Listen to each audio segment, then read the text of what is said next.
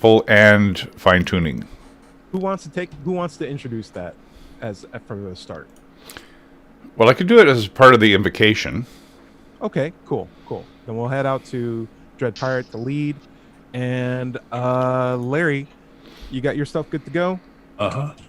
Cool. And I'm ready. So 5, 4. Oh, George Brown, just want to let you know you're on mute right now. Are you good? Oh, you got that Yes. on top. Yeah, I was just going to adjust my headphones. That's Cool. why I muted myself. Well, I could do it as Well, part of the invocation. I don't have permission. Oh, now it does. Okay. Yeah, I forgot that step. My bad. The lead. Sorry. Patch. And Larry. Recording. Yes. And cool. All right, so I am now recording on this computer. 5, 4, 3, 2. Hello and welcome to the Digital Free Thought Radio Hour on WOZO Radio 103.9 LP FM right here in Knoxville, Tennessee.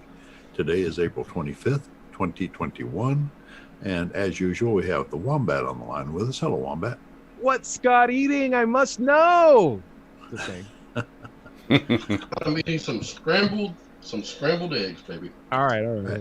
Scott, also known as Doubtfire, is with us today. George Brooklyn is here. Hello. And Hi. Dread Pirate Higgs. Arr! Hello, Dread. Brooklyn Brown. Digital Free Thought Radio Hour is a talk radio show about atheism, free thought, rational thought, humanism, and the sciences. And conversely, we'll also talk about religion, religious faiths, gods, holy books, and superstition. Wombat, what are we going to be talking about today? I think we're going to be talking about Mickey Mouse and yeah, like animals with finger hands. I think that's what anthropomorphic means. I'm not too sure, but we'll find out in this show. Before we get into it, I'll throw it up to our own Dread Pirate Higgs for our weekly invocation. All right. Well, here's a clue of who it's coming from.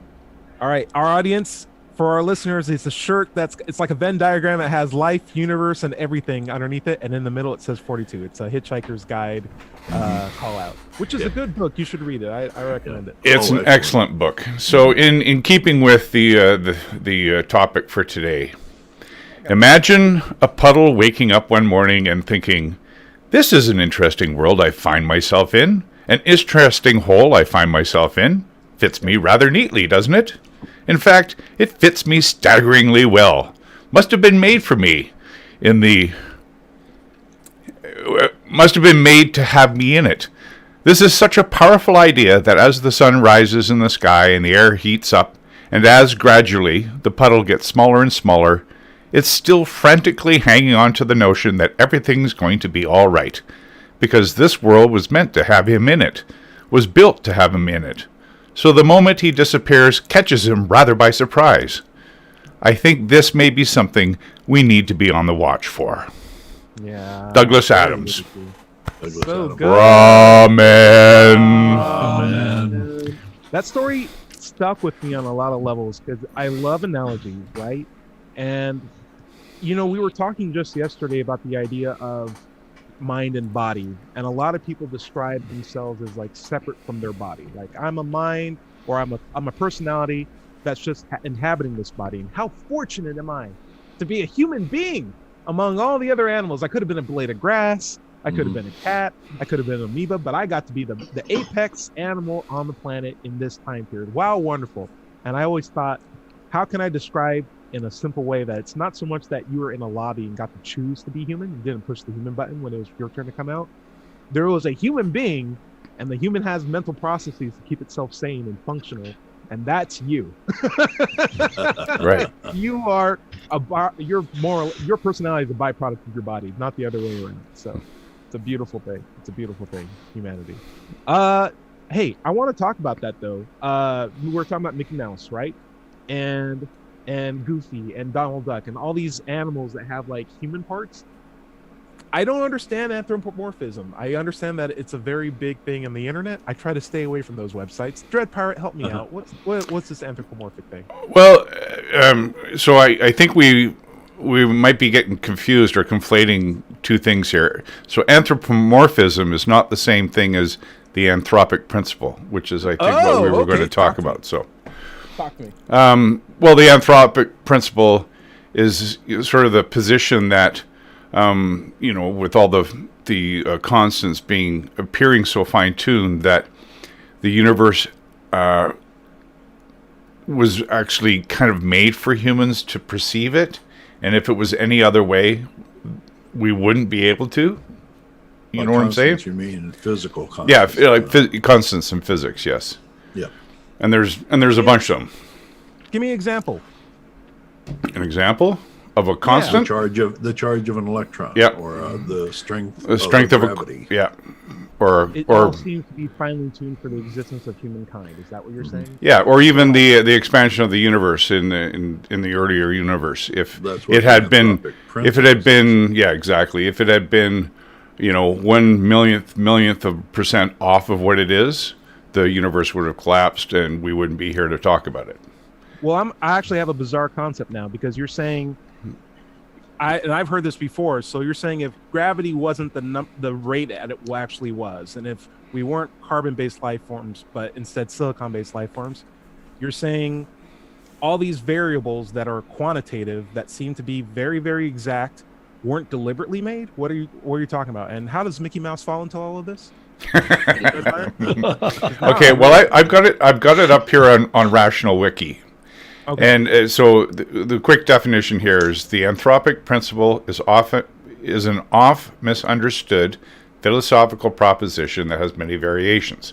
Two commonly cited variations are Carter's weak and strong anthropic principles.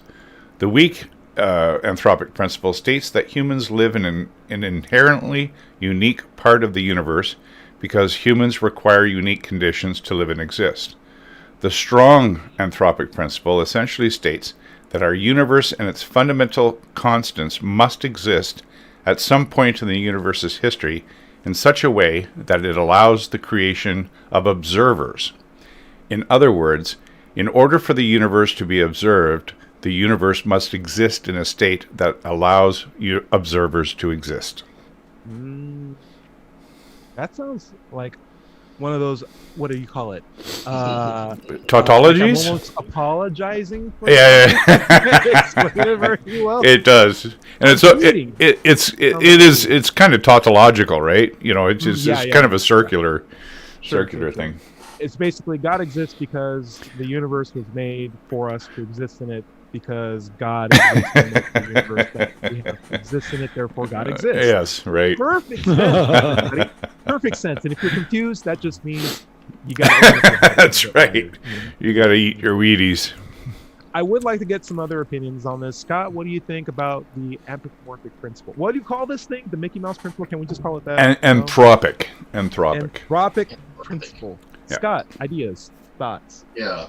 So, what many theists will argue is that,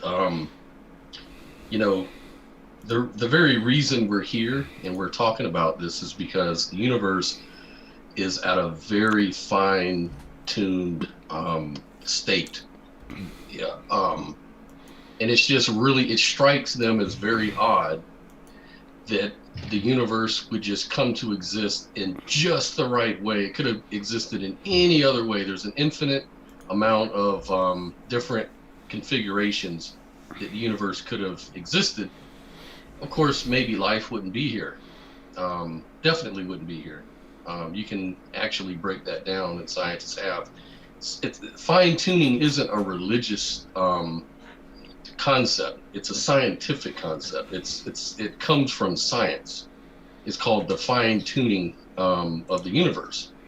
But what theologians have done is they've kind of taken this route to say, well, if the universe is fine-tuned, then this sort of points to a God, a tuner.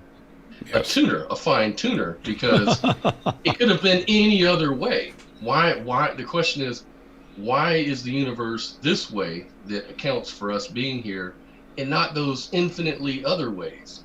Right. And so you've got these other. The response to that has been, well, maybe we're in a multiverse. Maybe it's string theory that. Oh my gosh! But then don't just say things.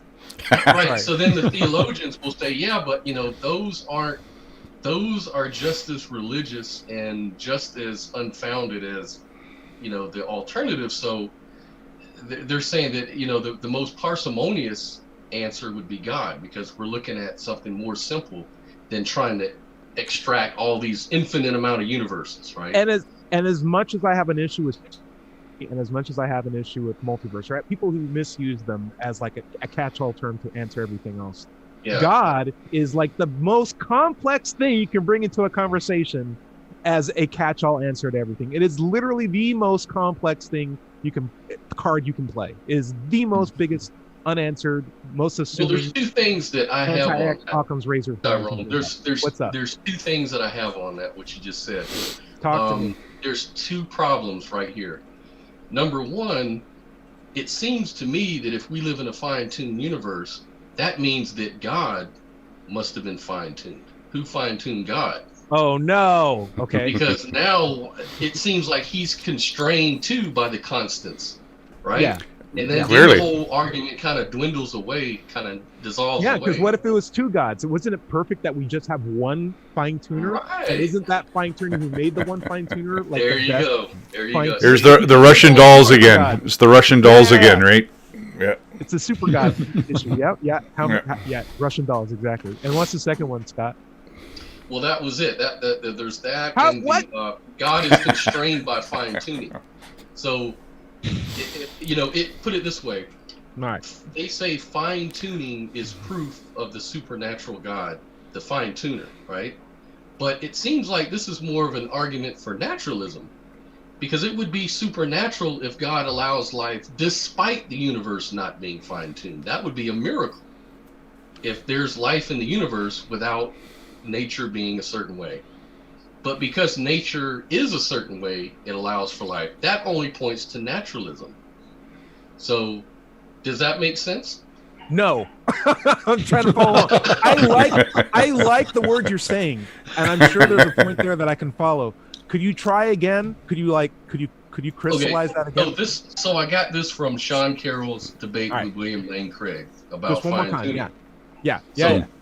So William Lane Craig says the universe is fine-tuned.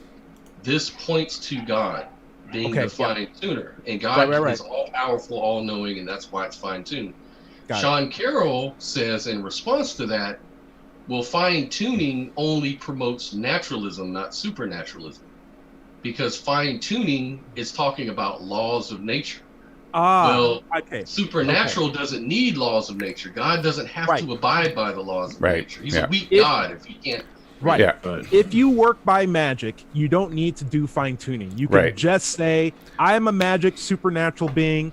This exists now. Deal with it. You don't have to make little rules and variables. Yeah, God could have made us out of titanium to live in the interstellar space. Exactly. And, it doesn't Or make matter us what out of nature people's requires. ribs, right? Yes. Right. Or just magically make us out of people's ribs. There you go. Yeah, Well, something that kind of takes the wind out of the fine-tuning argument is the fact that 99.999 followed by 20 zeros, or 20 other nines, is uninhabitable. Mm-hmm. Yeah. Most of the universe is uninhabitable, and even if you think about on Earth, 2,000 meters below sea level, 8,000 meters above sea level, your history. So fine tuning, it doesn't really cut it. Larry, go for it. They were talking about, if the fine-tuning constants were not exactly right, the universe would have collapsed. Well, there could have been 100 billion other universes before this one that did collapse because they had the wrong fine-tuning parameters. Oh, that's a good point. And then, there's no observers in those universes because they didn't persist. We have one example.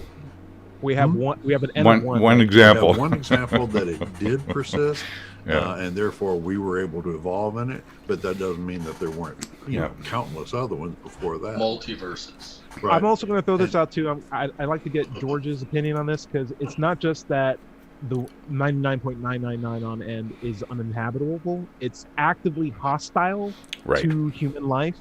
Even if you were in that small fraction, you could have a neighbor you don't get along with. Isn't that right, George? You could have like you could have You could have giant corporations trying to extract your information. And stuff Well, like the that. problem is that I do get along with the neighbor. You know, Okay. that's the whole other thing. I would But, also say, like, um, you could be a human being and be Jewish, and then you're like, oh, well, now I'm back at square one again. Like, what am I supposed to do? Like, it's rough. Yeah. Larry. And even if it was a fine tuner, I mean, what gets me is that religious people, believers, whatever, automatically jump to that fine tuner was their God. It could have been any God. It doesn't point to any particular God. It could even be a God that we've never heard of. You know, a God of the universe 16 times over, you know, creating universes left and right. We don't know. It just points to a deistic God. Or it could just point to a series of constants and variables that can be measured and studied by very objective tests. That Yeah, don't but I was necessarily just have to saying, have even if it was a God, you know, it Oh, doesn't mean totally, it has to totally. be any particular God. But a lot of people beyond that will point to like a spiritualistic idea of science as the forces that are controlling our life. But it's like science doesn't even care about, like, have you looked at the universe? Science is a tool for us to use. It has no intention of keeping us alive. Right. We can use it Oh, yeah. to best figure out how to live ourselves, but it's not here to guide us toward a better path. It's a tool for us to make use of to get to that path ourselves. And one of the unfortunate things about this principle that I don't like is it tends to overlook the work that's put into discovering these constants and variables and how we've made use of it. I can't tell you the number of times where I've seen like a pastor being like, I'm just so thankful for everything. And he's in a room that's incredibly immaculately well lit. And they are very careful with how they light mega churches. Like make sure there's no cast a shadow underneath their eyes. They don't cast too big of a shadow. They have the diffusion going on. They have the echo speaking into mics you can't even see. It's all Bluetooth controlled. The acoustics of the room are perfectly sound designed. Every single one of those scientific facets were made by a couple of engineers in a room overnight trying to figure out the best way to carve angles, best way to set up wiring, best way to have lights. People worked at that, and there's a history of work that went into each of those scientific things, such that when we flip a light switch, we don't thank God for that. We're like, but we ignore the fact that people put work into it. And so very easy to think, oh, this universe was made for me because I am ignorant of the amount of effort that was put into crafting it as it is now. And it would highly humble us first to be cognizant of that. Well, what I'm hearing is that you're talking about a religious leader who is not being thankful for all the scientific work that's been done to make him superhuman to everybody else. You know, I mean, I want to mention a point of history here. That you know, in this conversation, I've been thinking about aspects of my own life that intersect on what we're discussing, and the thoughts kind of come and go. But the one thing I wanted to mention that I'm aware of has to do with Adolf Hitler and magnetic recording tape. The Nazis, the Germans anyway, scientists perfected magnetic recording during the 1930s with a certain electronic principle that made it all happen. And I won't get into that. It's too technical. But they made it possible to record on magnetic tape. And so what they did with that was they put Hitler on the air at all hours of day or night. They played recordings of him wide awake at 2 o'clock in the morning, just blasting away out of his mouth, you know? And so this made him seem superhuman. He could be up at 2, 3 o'clock in the morning, screaming his head off, you know? Yep. And it made everybody relate to him without him having to relate with anybody. It made him essentially a celebrity of thought. And there are superhuman good parallels to this today. But anyway, sorry for so I mean, it just that particular invention made it possible for him to do that. And I interviewed with a company that makes loudspeakers that are used in megachurches. And as you said, Tyrone, a tremendous amount of brilliant scientific work went into those loudspeakers. You know, the same speakers are used for rock concerts. Sure, they're extremely good, and so yeah, I'm just relating to that. I've thought this myself from time to time. A lot of work goes in, and we should just be more thankful to the people who made this, because it'll better color the amount of collaborative effort to make the universe as we see it, the tools that we used to see it, and the what we appreciate much more visible. Well, my Scott. neighbor, who I speak about from time to time, see, he went and had stents put in his arteries, and God for it when it was over instead of the doctor. well, I was thinking more like the degradation of science that has gone on for the last 4 years in this country, and the fact was that he did not go to his car mechanic to have the stents put in his arteries. He did not go to his pastor to have the stents put in his arteries. He went to a doctor. Well, doctors, exactly. You don't go to a pastor for stuff like that. You go to a doctor. Right. Yeah. Anyway, that's my point. Scott, you raised your hand. What's up?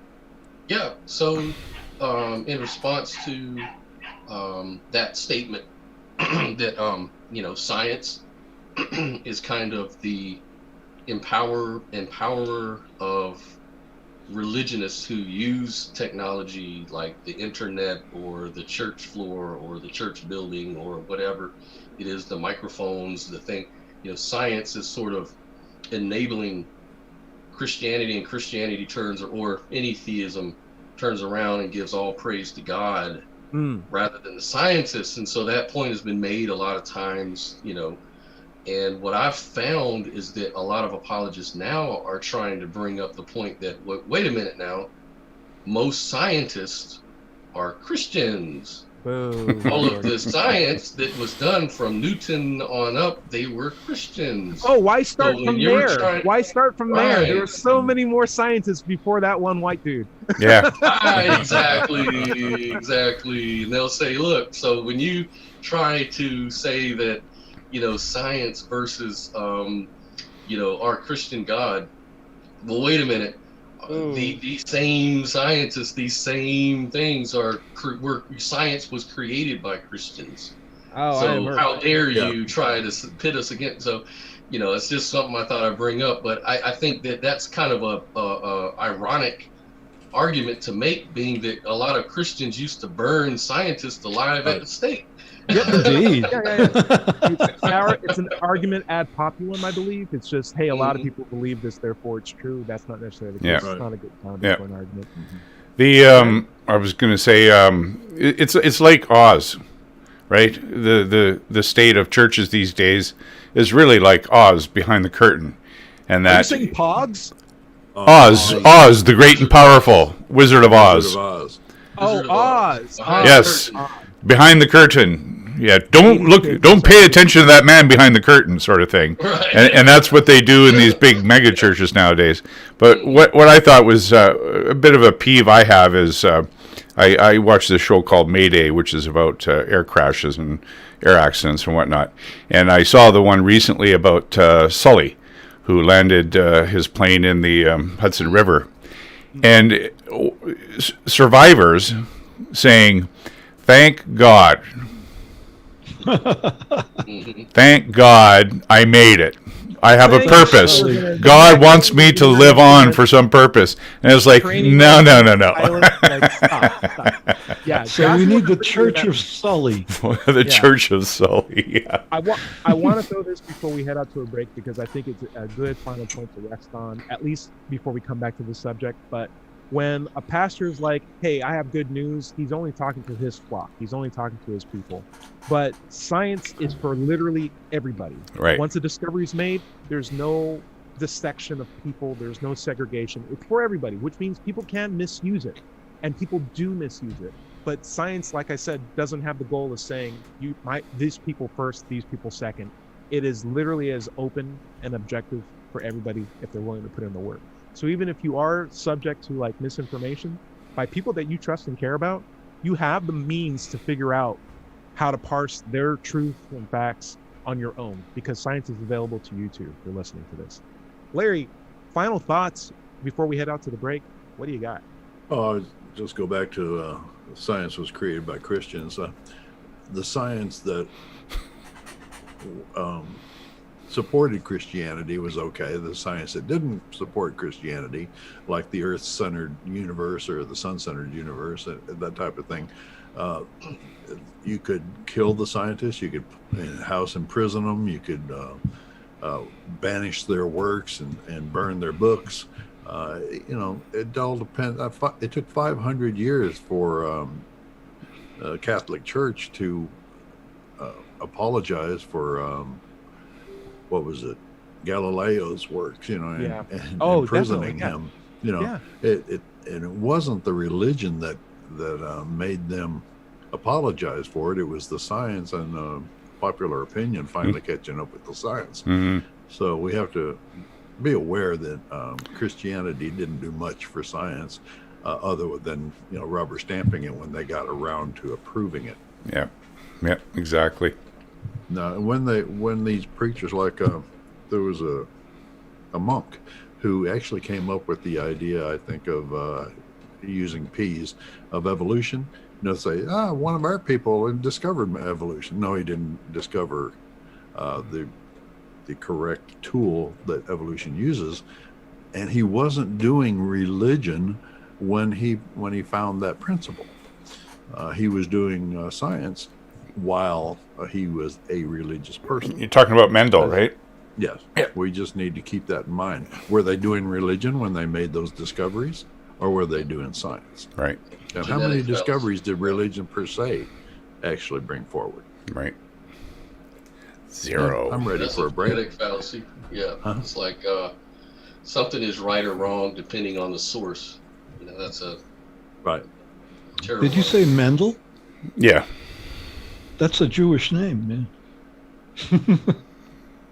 He was the guy that did the work on peas. Right. Oh, awesome. Awesome. Okay, you ready for a break? Let's do it. Okay, this is the Digital Free Thought Radio Hour on WOZO Radio 103.9 LP FM right here in Knoxville, Tennessee. And we'll be right back after this short break. Cool. I'm on pause. Anybody need to step away? Coffee's Nope. good. Cool. Let me take a quick sip. Let's jump back into it. I could use some more tea, I guess. Oh, we want to get some more tea. Let's go. Pet peeves with. Oh, Scott, I'm working on a new song. You're telling me. Yeah, Quinn Questions gave me some feedback on some new things I can try out, and I'm going on YouTube to get samples of string quartets to try to clean up the audio, pitch tune it, and then put it into the song that I got right now. And I'm trying that out. Oh, nice. It's a different sound. It's a very different sound. It's very Alanis Morissette one. I can't wait to hear it, man. It sounds like weird. some alternative type of stuff there. It's weird. Yeah. I'm trying. All right. Larry, you ready? Yep. 5, 4, 3, 2. Hello, and welcome back to the second half of the Digital Free Thought Radio Hour. I'm Doubter 5, and we're on WOZO Radio 103.9 LPFM here in Knoxville, Tennessee. This is the morning of Sunday, April 25th, 2021. Now let's talk about our Atheist Society of Knoxville, or ASK. Founded in 2002, we're in our 19th year. ASK has over 1,000 members, and we have weekly Zoom meetings during this COVID outbreak. You can find us online on Facebook, meetup.com, or Google for that matter. Just do a search for knoxvilleatheist.org and you'll be able to find us. By the way, if you don't live in Knoxville, you should still go to Meetup and search for an atheist group in your town. Don't find one? Start one. That's right. Wombat, where do we want to pick up? We apparently got a bunch of listener comments, and so we may have to dedicate an entire episode to this for the next show, because I didn't get a chance to read all of them, and sometimes you don't know if it's just a guy being like, hey, that was a good thing, or like a bunch of people debating at the same time too. But let's try to dedicate next show to just some comments. We'll catch up on them. Thank you for them. Feel free to leave more comments in the show. Just leave them at our YouTube channels, or reach out to us at the links that we'll provide at the end of the show, and we are happy for them. Thank you very much for it. But I'm going to put some bones. It's time to pick some bones. My problem with bone picking is people. So we were talking about anthro principle, Anthropic principle. anthropic principle, right? And Scott had brought up people using concepts to as like stopgaps for ignorance, like string theory or multiverse, and people just throw them out. And then Christians throwing out God, which tends to be like one of the biggest stopgaps that there all are. But I have my pet peeves on God. You guys, you guys are fairly aware of them. But I would like to address some of these other ones, like multiverse. What my idea of what people mean when they say multiverse is like, and this falls into the anthropic principle, is like, well, I could have chosen to get Pepsi or Coca-Cola, but because I chose Coca-Cola, I inadvertently made an entirely new universe where there's another version of me who has Coca-Cola. I'm like, how do you just decided to make soda, make an entirely new universe? Like, well, you know, I just make universes with every choice I make. Every human being does it. I'm like, how is that a thing? It sounds so self-fulfilling to say that, but isn't that like so saccharine that you can obviously tell it's a lie? Like, isn't that just straight up playing to a person's ego, being like, yeah, I cut my hair today, I made a new universe. I went with a goatee today, made another universe. Yeah. I farted in class, I made another universe. There was a whole universe where I didn't fart in class. Who knows? Right. Multiverse. That's how it works, guys. Scott, what do you think? Sean Carroll would have your head for that statement. I don't know The if you're universe where he familiar wouldn't have his head. Yeah, I with- feel like exactly. it goes to the puddle idea of like, this universe was made for me. I'm just making universes left and right. It's like, no, dude, that's what are you talking about? Yeah. We got Yeah. Ah, And see, that's Scott. the thing. Sean Carroll has. I don't think he expected as much blowback from other scientists and other philosophers that say the same exact thing you're saying here. Hmm. And he's like, wait a minute, why are you guys saying this to me? Like, he doesn't get it. Like he honestly doesn't understand. Like, look, I've got valid mathematics. It's peer reviewed. There's no contradictions in my math on it. What's that the doesn't problem? mean it's true. Yeah. But it- That just and he means you have doesn't- a and I'm not- model. and- right, and he's saying, you know, I'm not saying it's true. I'm just saying it's valid. It's another model that should be treated with as much respect. But so many people do not respect, because it's like you said, it's kind of comes off kind of ego, kind of anthropomorphic, or It's a hard word to say, Dredd. I'm saying it comes off as a puddle in a puddle shaped hole. That's right. It's like I no. think what you're trying to say, you're trying to play the theologian game with a lot of scientific word salad, and it just doesn't. It's something doesn't seem right about it. But Exactly, and it's the same about intelligent design, right? Mhm. You know, it's trying to put a scientific spin on a supernatural metaphysics, idea, yeah. right? Yeah. Mhm. It's metaphysics. Larry, what do you Yeah, think? I have a hard time with the new age people using terms like higher vibration. Or quantum. Oh, yeah. Quantum is Yeah, or so abused. automatically putting what is an intelligence in any energy they happen to encounter. Right. Boom, there you go. It I hate kills that. me. That pet peeve Agency. to no end. It's hard to describe in sign language. I know I had a conversation about pet peeves in sign language 2 weeks ago, and I don't have enough words to express small things upset me. But Larry, what do you think of the idea of multiverses? How many universes have you made today? You went to get tea over the break, for example. Oh gosh. There was a universe where you didn't. Mhm. Now we got these two spiraling universes where you might be an evangelical Christian by now, and this other one where you're just like an It's ardent really atheist. possible, because I was born a Christian into a Christian family. You were born in a Christian family. You were not born There's a Christian. universe where I didn't meet Hilda in college, and therefore I stayed in my religion. Oh my So- gosh! Yeah. So And now we would have 1,000 more Christians.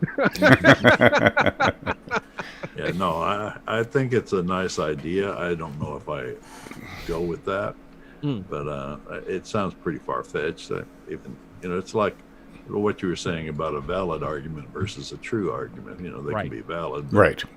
we just may not know the flaw in it. Right.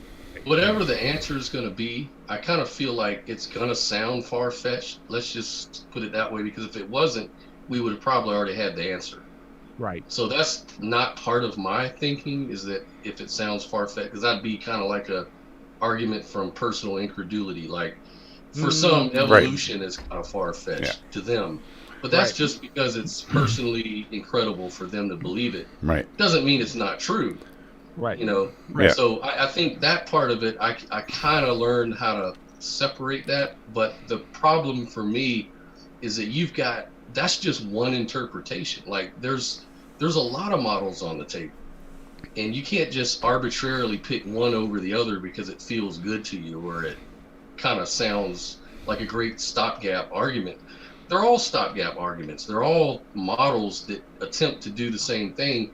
And I think that at the end of the day, people who conclude one over the other, it just depends on their philosophical, commitments. Or And biases. for me, I'm Yeah. more of an agnostic. I kind of just say, look, I don't know which one, if any of them are right. I'm gonna break it down. Objective truth may never be reached by any model because, like I said, models and universal truth or objective truths, they aren't the same thing. So you'll get close, but at best you can do is get the difference to be nominal, which is like, yeah, there's a difference, but it's not that important for what we're trying to get done. So what really matters in science, as far as a model, in models terms, it's utility. How useful is this model? Mhm. And how much work do I have to put into this model to get an answer that's nominally close to objective truth? And I find like there are a lot of different models, but there's very, very rare exceptions for when you have all of the models being as useful. Typically, there's just one very, very useful model that we can continue to improve on.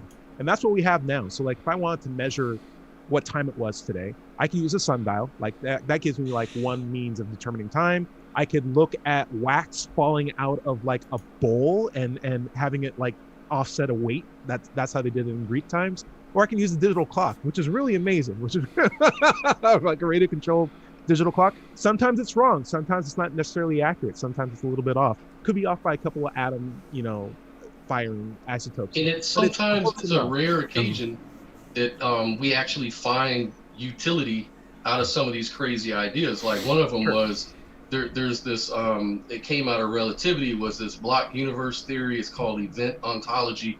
Basically the crazy idea that the universe is not comprised of things as we might intuitively think, like things and causation, which is which ironically is the basis of understanding a lot of scientific concepts.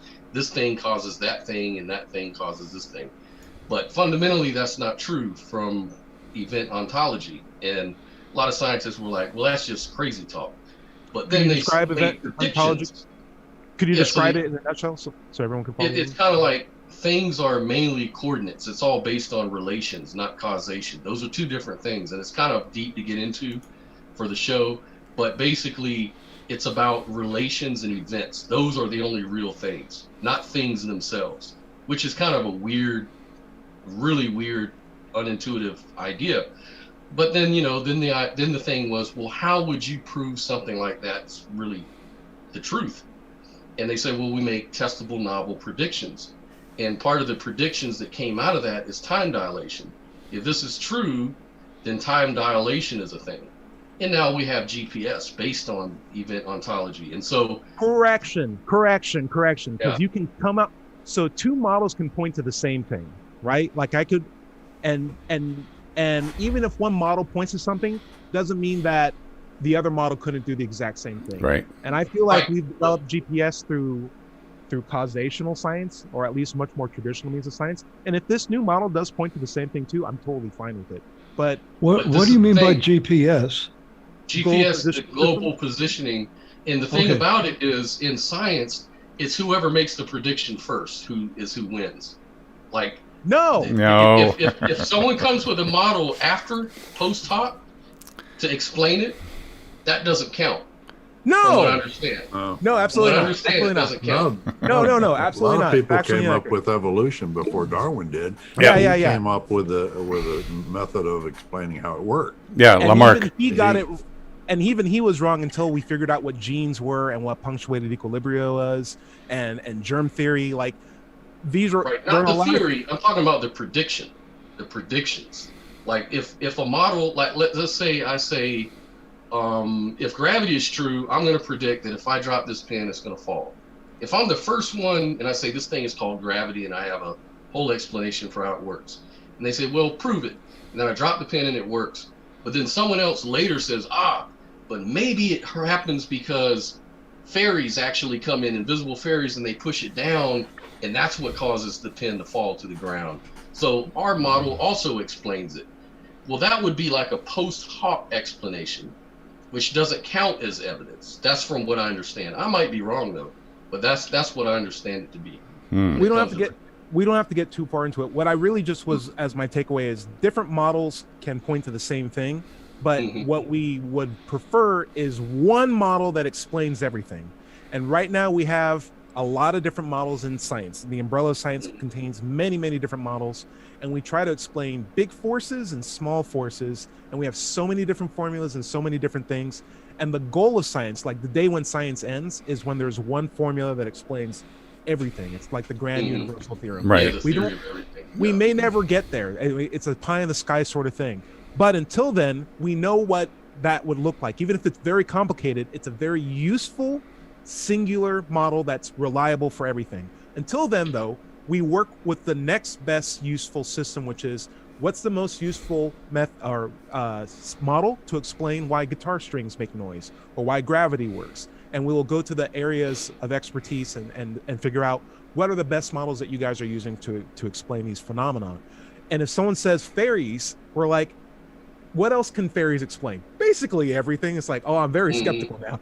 Right. Yeah. We don't have that. Exactly. We don't have that yet. We will look a little bit past what else that model explains. If it can only explain one thing and something that we can't test or measure, that's a problem. But if we can't explain everything, I would just say this before we have to dread. If we can't explain everything with a particular model that we have right now, like if it's limited, that's okay, because there's room in science for I don't know and it's undefined. And I think that's something that as a culture we need to get used to, that there's a lot of unknowns even in science, even with the best models that we have out right now. And that's okay. It means we can still continue to improve this process and model that we have. Dred? Yeah, so a really good example, of course, is the two competing models of how the solar system worked, Copernican and Galilean, right?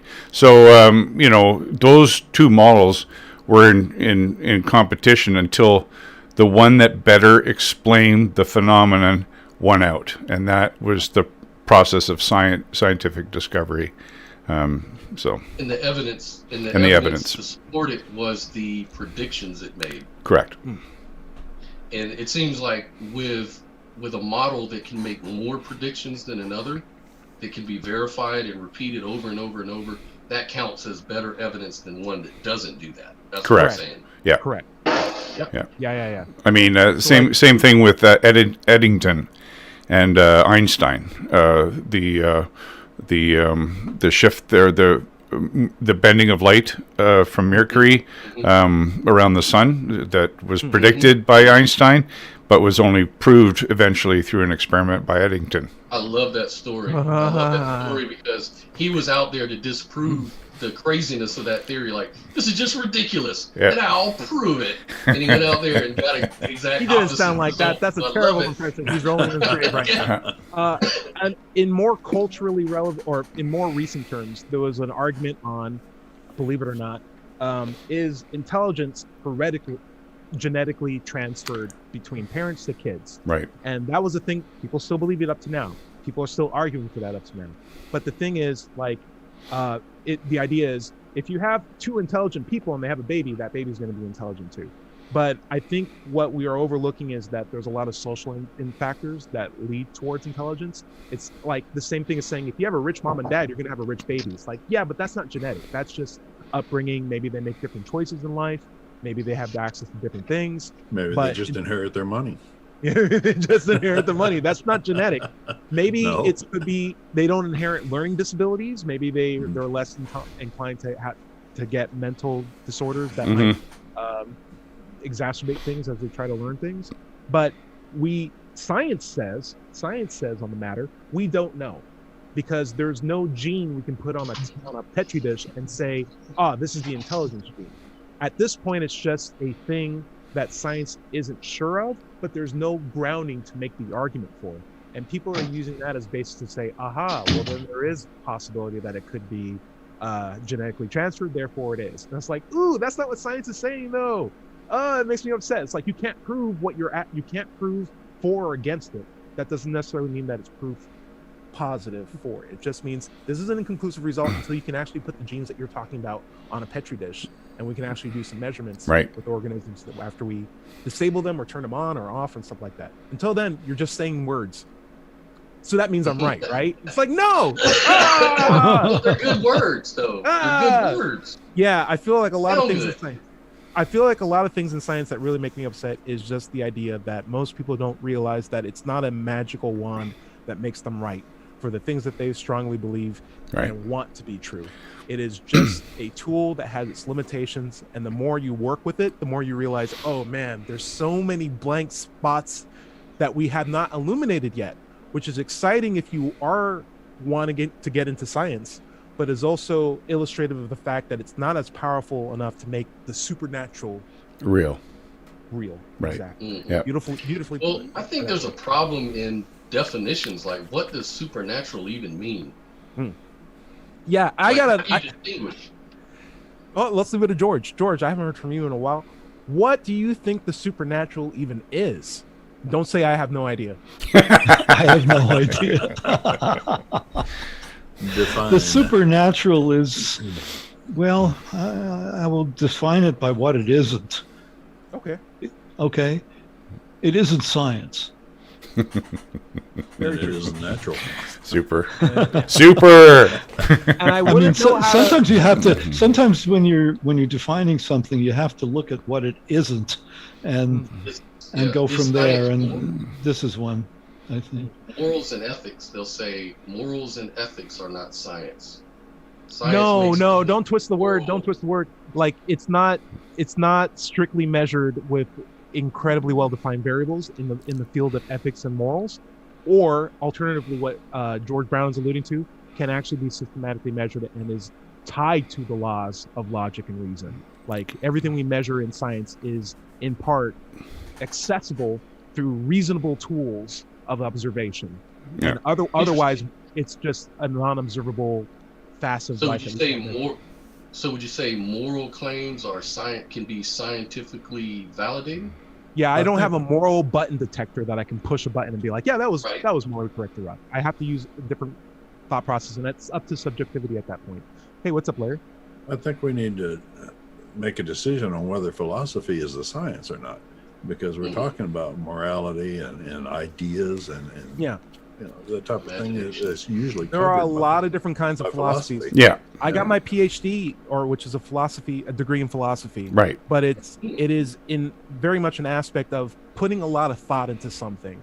Mhm. And I feel like that's what the nature of philosophy is. And Yeah. so if Well, you put a lot of thought into it, that's philosophy.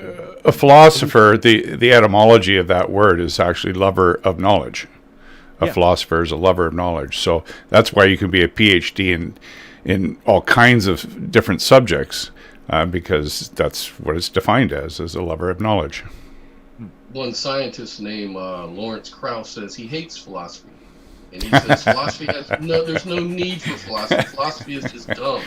You know what I hate? But you know what? He hangs out with Daniel Dennett, so you know. Yeah. Yeah. They need But to take then, curses out of school isn't there a first. That's all I'm philosophy saying. of science though?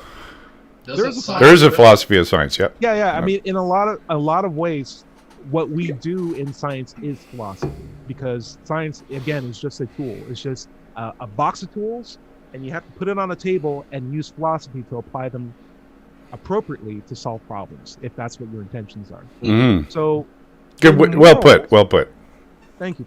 In more ideas of moral, you are using philosophy because you're looking for tools that aren't necessarily like as equipable as like scientific tools. Like I can't cut, I can't detect, I can't use spectroscopy, I can't weigh. I have to really reason out processes with mental models and talk to people and understand what's your consent?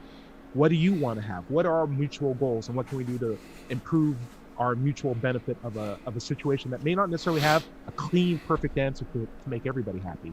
That is a philosophy in its own right. And it comes out to murky answers sometimes.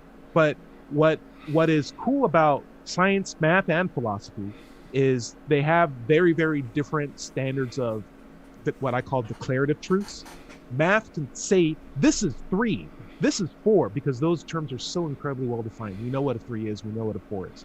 Science can say, I built a model to suggest that this is 3, and we are very, very conclusive that this is 3. We can even make a law. The law might change in the future, but I'm saying a law because it's more than a theory. We can demonstrate it, but it might change in the future. But we are very, very certain that that is the case, right? It's a little less certain, but it's still pretty close to it. And I feel like in philosophy, it's more of like, here's just this idea that we've come to terms with as the best way to behave if certain events happen. And whether or not it's right or wrong isn't really the question. It's more just like, here's the thought process that we're using, and it's up to us to decide if we consent into the system of governance or not. So it establishes like a little framework. Yes, it's like a societal contract. Right. And they have very, very different goals. And so because of that, it's good that you have different philosophies that are answering different subjects and different things, and they can all borrow from each other. And I think that's the beauty of life. But I think what the biggest question in the world is what is that giant pile of stuff behind you, Scott? Did he drop a bunch of fingernail clippings behind you? What's going on? Something on the bed there. Cough medicine. I've got bronchitis this weekend. So I'm hopped up on medication. So that was just a pile of pills that he dropped over? Yeah, just brought some cough drops and some pills. Yeah. Cool. Don't mix them up. Don't mix them up. That's right. Anyway. Larry, we're getting close to the end of the show. I want to get some final thoughts from you. I'm thinking the idea of philosophies and there being more than one. Science, math, philosophy, those are like the main ones I can think of right now. Do you think there are other important ones that we should be aware of? Nothing comes to mind. What's interesting about philosophy is back a long time ago, like back during Greek times and before that, they actually had the view that to solve problems of physical problems of the world, all you really had to do was just think about it. They would think that thought processes could find the answer on any particular problem, like how the Earth goes around the sun, or vice versa, or the distance around the Earth, or just if they thought about it, they could discern it. The thing about it is, they gave credence to supernatural beings, and that's where even Plato went off on that road. So, Plato. See, I told you we'd get back to Disney characters. Yeah. Good old Plato. Pluto. And just because it hasn't been said today, Sam Harris. Boo. Yeah, boo. Sam Harris, all right.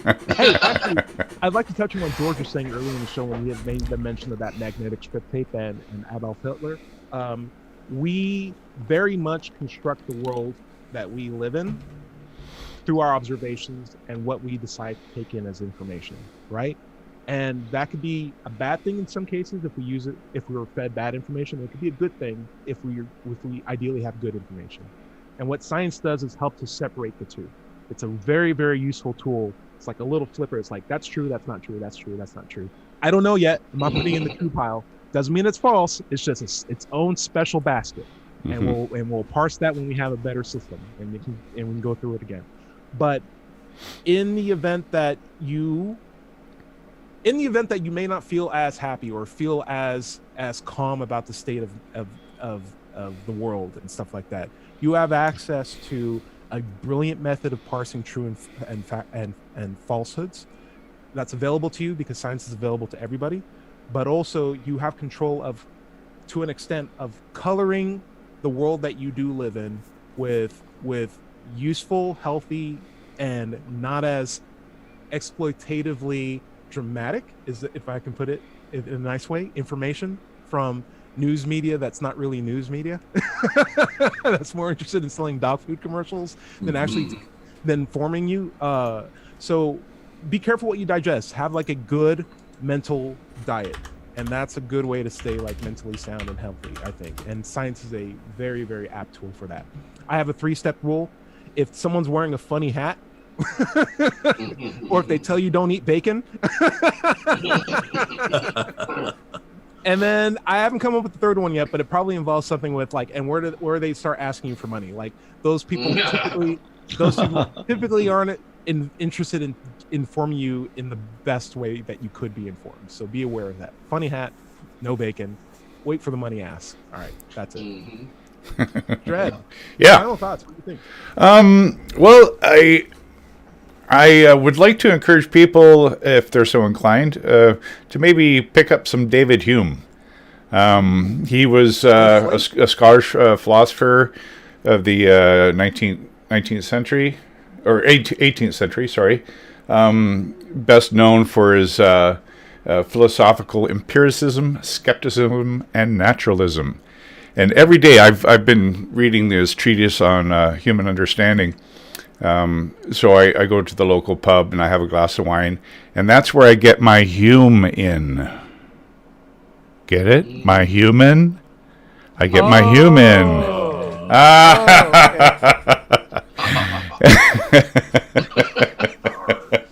Cool. God, last words. What do you got? Well, tonight I'm going to actually be debating the fine-tuning argument with a Christian on a YouTube channel called James is Tired tonight at 9 p.m. Eastern Time. Very cool. So I thought this would be a good subject to kind of talk about while I'm getting prepped up for it, get my mind on it, get focused in on it. Cool. And I appreciate all the input. Very nice. Very nice, and good luck to you. I hope you have a good, enjoyable chat, in my opinion. Oh, yes, sir. George, final thoughts before we head out. I don't have any this week. Fair enough. We hope we can see you next week, George. Yeah. Dred? I just wanted to mention, because I know I forgot last time, was to mention my YouTube channel, Mind Pirate, Sure. that we do this on Sunday morning, 8 a.m. Pacific Standard Time, and you can check us out live. And he's almost close to 100 subscribers, so please Yeah, subscribe. please to his subscribe. channel. That's It's MIND not standard time. PYRAT. That's correct. Thank Yeah. you. All right. Larry, why don't you close us out? Okay. Oh, wait, I'd like my bad. I didn't get a chance to close. I'm sorry. Yeah. My bad. Just real quick. Okay. Hey, Okay. I did some car stuff. I fixed my car. I had this whole problem with a leaky coolant water outlet for my coolant. It was spraying hot mist everywhere. I got the part on Amazon for like $20. I put it in myself. I just did a test drive today. Everything looks good. Thank God. My car now magically starts working again. That's what solved everything. Larry, go on ahead, take us out. Okay. I just That like felt weird. I to. haven't said that in a long while. Yeah. I'd like to recommend that everybody look up Robert G. Ingersoll. He's a very popular 19th century skeptic. He was called the great agnostic of his time, and he has a lot of free text on the internet. A lot of his works is available, and he's a very prolific writer. My own content is found at digitalfreethought.com. Be sure to click on the blog button for our radio show archives, atheist songs, and many articles on the subject of atheism. You can find my YouTube channel by searching for Doubter5 or Digital Free Thought Radio. My book is called Atheism, What's It All About? And it's available on Amazon. And if you have a question for the show, you can send them by email to askanatheist@knoxvilleatheist.org, and we'll answer them on future shows. If you're having trouble relieving religious beliefs behind, having emotional or even physical problems with people when you're trying to leave religion, you can go to recoveringfromreligion.org and get help. If you're watching this on YouTube, be sure to like and subscribe. We haven't mentioned this in a while. If you'd like to see how Jesus might have done his miracles or magic tricks, if you want to look at them that way, explained by stage magic, then read the free book by Dale Newman, 30 Pieces of Silver Plus Expenses, which can be found at howjesusdidit.com. It's free, and you can read it online. This has been the Digital Free Thought Radio Hour. Remember, everybody is going to somebody else's hell. The time to worry about it is when they prove that heavens and hells and souls are real. Until then, don't sweat it. Enjoy your life. We'll see you next Wednesday. Say bye, everybody. Bye, everybody. Bye, everybody. See you guys. All right, that's the show.